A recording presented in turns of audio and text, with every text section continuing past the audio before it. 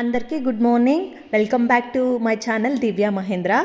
So నేనైతే రెగ్యులర్గా అంటే చాలా ఇయర్స్ నుంచి పెళ్ళైన తర్వాత నుంచి నేను ముగ్గు పిండితో ముగ్గు వేయడం అనేది చాలా తక్కువ అయిపోయింది.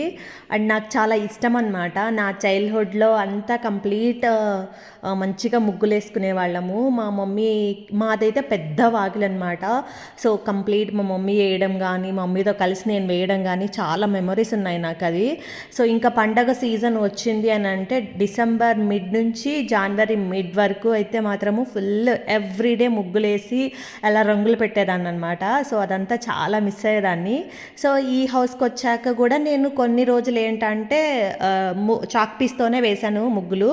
సో తర్వాత ముగ్గు పిండి అయితే కొనుక్కున్నాను అనమాట. దాంతోపాటు రంగులు కూడా కొనుక్కొచ్చుకున్నాను కొన్ని.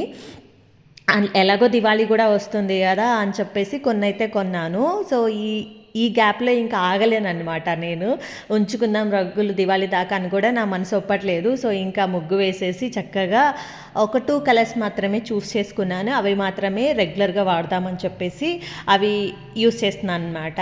సో నేనైతే చక్కగా ఇవాళ తులసమ్మ దగ్గర ఫస్ట్ ముగ్గు పెట్టేసి ముందైతే కడిగేసుకొని మొత్తం మెట్లంతా కడిగేసి నేను ఎవ్రీడే కడుగుతాను అనమాట. మామూలుగా చిమ్మేసి మాప్ పెట్టేస్తాను. నాకు ఎందుకు అలా ఇష్టం ఉండదు. సో నాకు ఇలా కడుక్కొని కొంచెం ఆరబెట్టుకొని ఇలా ముగ్గు పెట్టుకుంటేనే నాకు నచ్చుతుంది.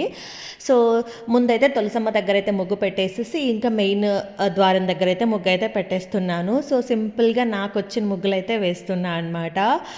సో ఎలా ఉందో నాకు కామెంట్ బాక్స్లో కమెంట్ చేయండి. సో చాలా హ్యాపీ అనిపించింది అలా ముగ్గు వేస్తుంటే.